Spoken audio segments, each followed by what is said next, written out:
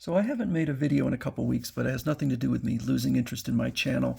I just haven't had anything new to talk about. So I'm going to kind of revisit a video I did quite a while ago, which is just discussing the pitfalls and the mistakes and of collecting figures and kind of what I went through. So what we have here was we have Robo. This is Sola Chogokin from Bandai.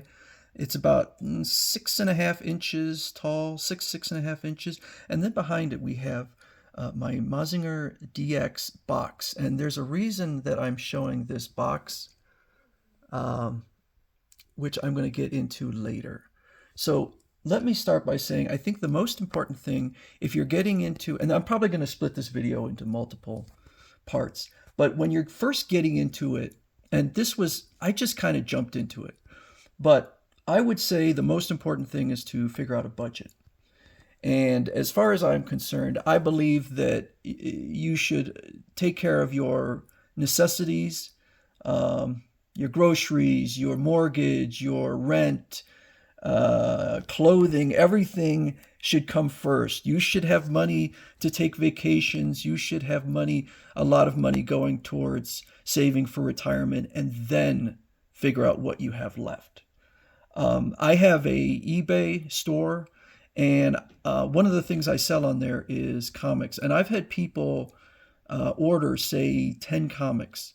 And with the combined shipping, what I often have to do is give them the total shipping cost of all the comics and then refund them so that they're only paying for what the shipping cost is for me. And I've had people in the past say, I need that money, that refunded money fast, like within an hour, because I can't afford to not have that money. And I'm not going to sit there and tell somebody you can't buy my comic.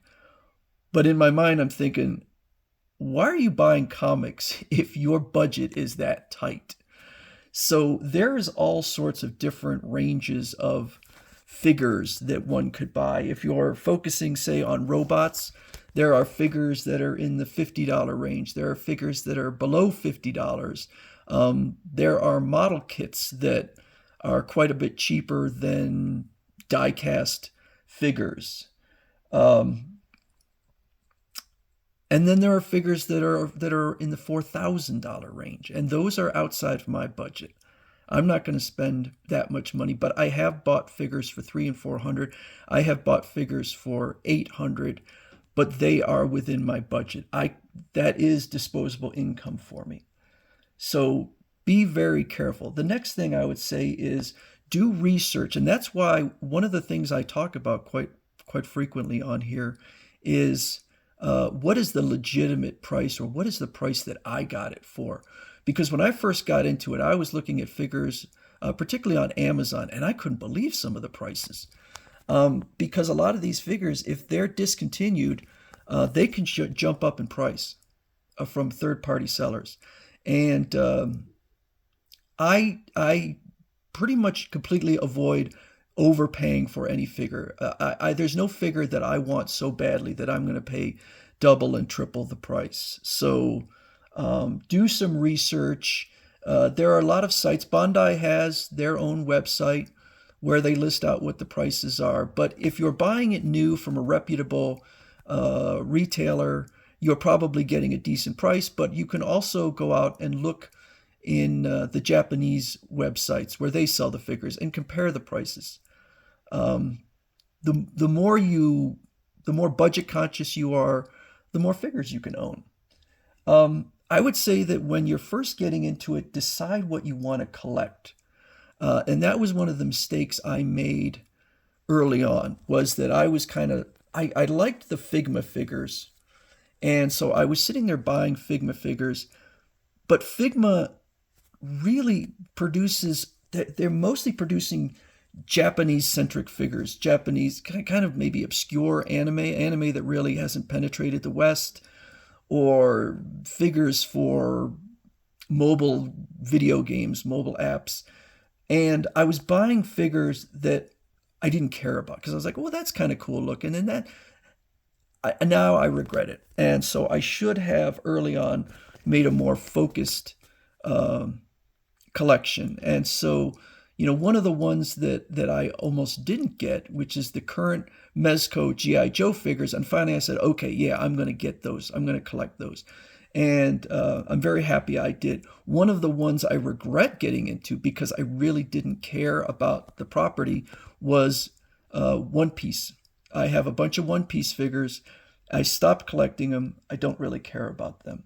What do you want to do with your figures? Do you want to play with them? And when I say play, these are adult figures. I mean, are you going to sit there and be transforming it or taking the gimmicks on and off or posing them in different ways? Or are you just a shelf collector? I'm a shelf collector. So I put it in a case and then it's there for me to look at and other people can look at it. And so try and find figures with shelf appeal if that's what you want to do.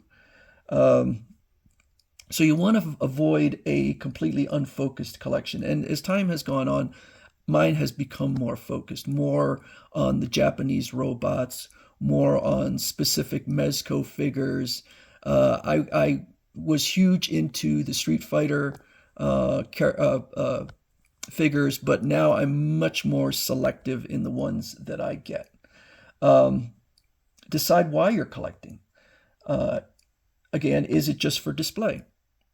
And that's fine because that's why I collect. Is it for investment? So then, if it's for investment, some people might just keep it in the box, never even remove it from the box. That's definitely, I want to enjoy my figures. I want to display them. So that's not for me. And then we get into uh, the big problem that I'm facing, which is the boxes. Now, if you're even if you're not in it for an investment, um, almost anyone is going to keep the boxes for any figure that's over, say, $50, $60 or whatever, $100, because much of the value of the figure is in the box.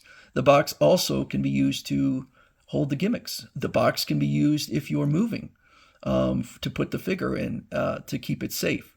And that becomes a real problem because this is why I'm showing this box, because it is gigantic. Again, this is a 6.5 inch figure. So you're talking about a box that's, gee, if this is 6.5, that's probably 1.5 feet tall, probably 2 feet wide, and then it's got some thickness to it. And so you're storing all these things. Um, and that becomes that is my biggest issue. My biggest issue is not with the cost, it's with the boxes.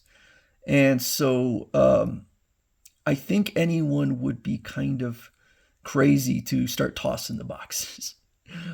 But then you have to account for storage space of the boxes, and you have to look at what is the size of the place you live in. Do you have a ton of storage space? I have storage space I'm not using. For instance, I have an attic, and I have not put anything in the attic. That is certainly an option for me. But it's getting to be a problem. This is the biggest problem I have, which is the boxes. Uh, Another reason somebody might get into collecting is just to satisfy a feeling that they have, a feeling of nostalgia. Um, and then one last thing on this part one is that there is a lot of different collectibles. One of the other collectibles that although I don't consider myself a video game collector, I'm kind of fascinated by it, and I watch people. I watch a lot of videos of collectors, and there seems to be a continuing story arc with video game collectors, which is there is the enthusiasm, the nostalgia, um, and they get very much into collecting everything, say for a NES, SNES, or something like that. And then it seems like there comes a time when they regret what they've done, the money they've spent, the space that it takes up, and they sell their collection and probably look back with some regret. And so I think people should be very careful about what they're collecting, how they're collecting, the money they spent. The biggest mistake in collecting I ever made was sports cards in the 80s and 90s. It's a worthless collection. Again, I'm selling those on my eBay store, but I highly regret ever getting into it. And so, if you highly regret it, if you live to regret it, you may end up hating your own collection. So try and put yourself in the position of, what am I going to think in 10 years? What is my collection going to be like? And try and avoid getting in that situation where you begin to dislike your own collection. Anyway, so that's part one. I'm going to do at least one more part on collecting figures, and specifically high-end figures.